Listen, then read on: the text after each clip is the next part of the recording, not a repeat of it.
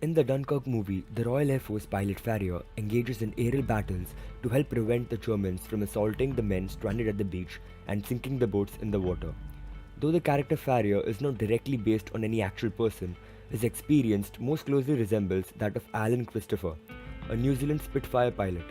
Alan's plane was hit in the cooling system by the rear gunner of a German Dornier, and like Tom Hardy's character in the movie, Alan crash landed on the beach. He landed wheels up on the water's edge and gashed his eyebrow in the process.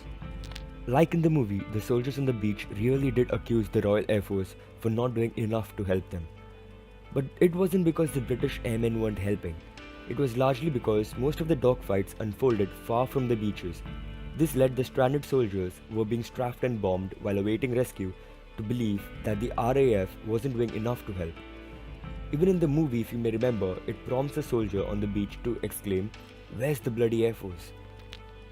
Did Germany really drop propaganda flyers on the pinned down soldiers at Dunkirk? Well, yes, they did. The Germans dropped propaganda leaflets on the Allied soldiers who were cornered at Dunkirk. The filmmakers appear to have dramatized it a little for the screen, but the overall look is fairly close. Other leaflets were dropped as well, some without graphics that echoed a similar message. Some Dunkirk flyers even tried to convince the trapped soldiers that they would be treated humanly.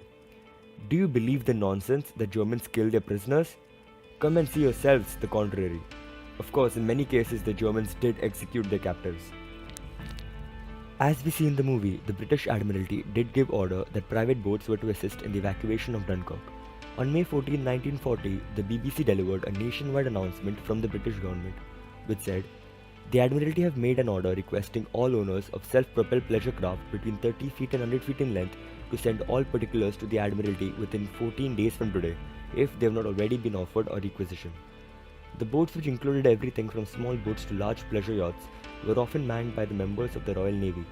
However, while exploring the Dunkirk's true story, I found out that due to a shortage of naval personnel, in many cases the owners of the boats took them to Dunkirk themselves. Some decided outright to captain their own boats, like Mark Rylance's character Mr. Dawson does with his boat the Moonstone in the movie. In all, a total of about 700 private vessels assisted in the evacuation.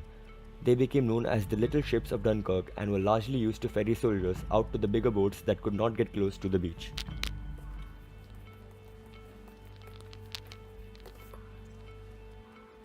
Were mines really a concern for the evacuating vessels? Yes, in the movie it was revealed that one of the three evacuation routes across the English Channel was so heavily mined that it could not be used at night. Despite Britain utilizing 36 minesweeping ships, mines still sunk or damaged a number of boats. Did the dogfight that we see in the movie really happen the way they showed it?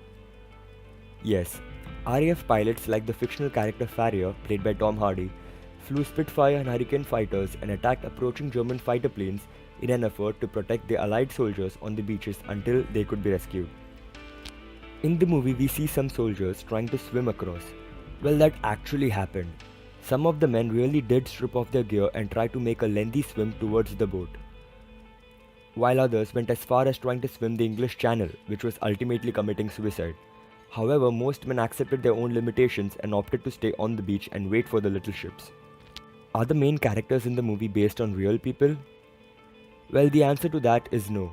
Christopher Nolan chose to create fictional characters for his film. Some were inspired in part by actual eyewitness stories, but were not slavishly based on real people. It is likely that the movie's Commander Bolton, played by Kenneth Branagh, was inspired by the real-life captain William Tennant, who arrived on the beaches of Dunkirk via the destroyer HMS Wolfhound. His assignment was to oversee the evacuation and organize the men waiting on the beaches.